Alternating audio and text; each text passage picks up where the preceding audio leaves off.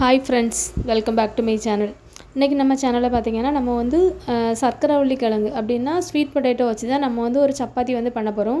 இதை வந்து நம்ம வந்து சும்மா சாப்பிட்றத விட இந்த மாதிரி சப்பாத்தி மாதிரி செஞ்சு சாப்பிடும்போது டேஸ்ட் வந்து ரொம்பவே நல்லாயிருக்கும். அது மட்டும் இல்லாமல் இந்த கிழங்குல பார்த்திங்கன்னா விட்டமின் ஏ வந்து நம்மளுக்கு வந்து ரொம்பவே அதிகமாக இருக்குது. நம்ம வந்து கண் பார்வைக்கு வந்து ரொம்பவே நல்லது. அதே மாதிரி பார்த்திங்கன்னா நம்ம வந்து சுகர் பேஷண்ட்டு கூட இதை வந்து நம்ம வந்து சாப்பிடலாம். ஏன்னா பார்த்திங்கன்னா இதில் வந்து நிறைய வந்து நார் சத்து இருக்குது. அதனால் வந்து கண்டிப்பாக இதை வந்து சாப்பிட்டா கூட நம்மளுக்கு வந்து அந்தளவுக்கு சுகர் கூட ஏறாது.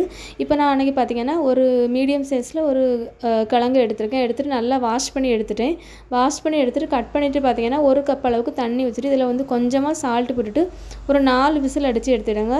இப்போ வந்து ப்ரெஷர் எல்லாமே நம்ம வந்து போனதுக்கப்புறம் இதை வந்து ஓப்பன் பண்ணி எடுத்துக்கலாம். எடுத்துகிட்டு பார்த்திங்கன்னா இந்த தோல் எல்லாமே நம்ம வந்து ஃபஸ்ட்டு வந்து எடுத்துடலாம். தோலை எடுத்துகிட்டு இதை வந்து நம்ம தண்ணியெல்லாம் வடித்து தூர ஊற்றிட்டு ஒரு பவுலில் எடுத்துடுங்க. இது பார்த்திங்கன்னா நம்ம வந்து சூடோடு இருக்கும்போதே நம்ம வந்து இந்த மாதிரி ஃபோர்க் வச்சு நல்லா வந்து மேஷ் பண்ணி எடுத்துக்கணும். அப்போ தான் நம்மளுக்கு வந்து நல்லா வந்து மேஷ் ஆகி வரும். அப்படி இல்லைன்னா நீங்கள் வந்து ஆறுனதுக்கப்புறம் கூட நம்ம வந்து கையை வச்சு கூட பிசைஞ்சு வந்து எடுத்துக்கிடலாம். இப்போ வந்து ஒரு பவுல் எடுத்துடுங்க. பவுல் எடுத்துகிட்டு பார்த்திங்கன்னா இதில் வந்து 1 கப் அளவுக்கு நம்ம வந்து கோதுமை மாவு எடுத்துக்கலாம். இதில் பார்த்திங்கன்னா ஒரு 1/4 டீஸ்பூன் அளவுக்கு நம்ம வந்து வத்தல் பொடி போட்டுக்கிடலாம். 1/4 டீஸ்பூன் அளவுக்கு நம்ம வந்து மஞ்சள் பொடி போட்டுக்கிடலாம்.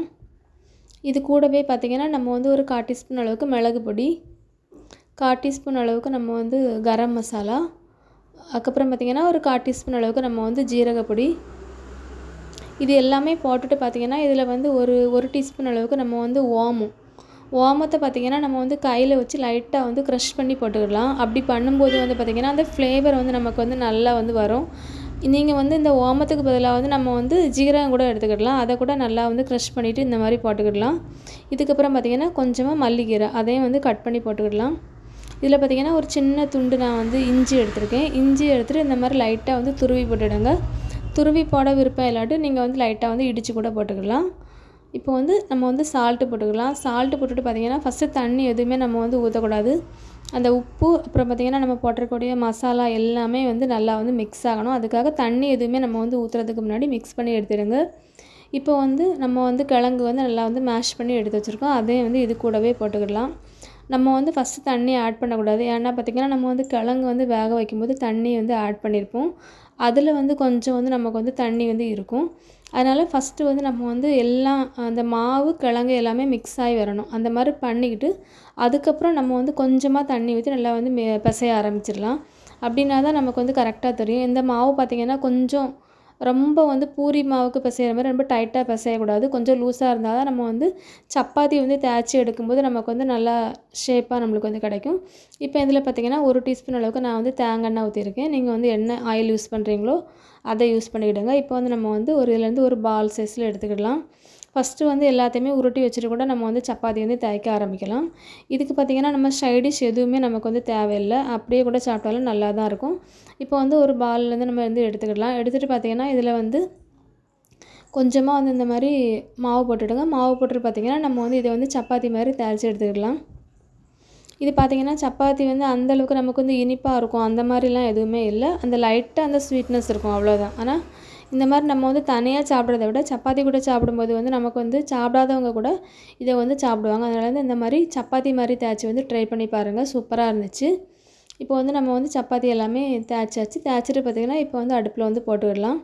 போட்டுட்டு பார்த்திங்கன்னா ஃப்ளேம் வந்து ஒரு மீடியம்லேருந்து கொஞ்சம் ஹை அந்த மாதிரி வச்சுடுங்க. வச்சுட்டு பார்த்திங்கன்னா லைட்டாக வந்து சுற்றி வந்து எண்ணெயை ஊற்றிக்கிடலாம். ஒரு சைடு வந்து நல்லா வெந்ததுக்கப்புறம் நம்ம வந்து திருப்பி போட்டுக்கலாம். நல்லா வந்து பார்த்திங்கன்னா கலர் வந்து நம்மளுக்கு வந்து சேஞ்ச் ஆகணும். அந்தளவுக்கு நம்ம வந்து இந்த சப்பாத்தியை வந்து சுட்டெடுக்கணும். இப்போ பார்த்திங்கன்னா ஒரு சைடு நல்லாவே வந்து வெந்துட்டு இப்போ அடுத்த சைடும் திருப்பி போட்டுக்கலாம். இந்த மாதிரி வந்து ஆப்பையை வச்சு அமுக்கி விடும்போது சப்பாத்தி வந்து நமக்கு வந்து நல்லா வந்து ஊதி வந்து நமக்கு வந்து வரும். இப்போ லைட்டாக வந்து எண்ணெய் ஊற்றிருக்கேன். இப்போ வந்து திருப்பி போட்டுட்டு இப்போ இதை வந்து எடுத்துடலாம். இதே மாதிரியே நம்ம வந்து எல்லா சப்பாத்தியுமே வந்து ஃபஸ்ட்டு வந்து பண்ணி எடுத்துக்கிடலாம். நான் அன்றைக்கி பார்த்திங்கன்னா சைடிஷ்னு பார்த்திங்கன்னா ஒரு ஆனியன் சாலட் தான் வச்சுருக்கேன். அது வந்து ஈஸியாக வந்து பண்ணிடலாம். அதுக்கு பார்த்திங்கன்னா சப்பாத்தி ரொம்பவே சாஃப்டாக இருந்துச்சு. ஒரு பாதி வந்து பெரிய வெங்காயத்தை வந்து நல்லா ஸ்லைஸாக வந்து கட் பண்ணி எடுத்திருக்கேன். இதை வந்து நல்லா கட் பண்ணி எடுத்துகிட்டு நல்லா வந்து பிசைஞ்சு வச்சுடுங்க. இதில் பார்த்திங்கன்னா நம்ம வந்து ஒரு சின்ன பிஞ்ச் அளவுக்கு நம்ம வந்து வத்தல் பொடி போட்டுடலாம். அதுக்கப்புறம் பார்த்திங்கன்னா இதில் வந்து கொஞ்சமாக லெமன் வந்து புழிஞ்சு ஊற்றிக்கிடலாம். இது கூடவே பார்த்திங்கன்னா லைட்டாக வந்து நம்ம வந்து சால்ட்டு போட்டால் போதும். ஏன்னா வந்து சால்ட்டு வந்து லைட்டாக போட்டாலே நம்ம வந்து உள்ளி கூட சாரும்போது நிறையா வந்து இருந்த மாதிரி இருக்கும். நல்லா மிக்ஸ் பண்ணிவிடுங்க. லாஸ்ட்டாக பார்த்திங்கன்னா இதில் வந்து கொஞ்சமாக மல்லிகீரை போட்டுவிடுங்க.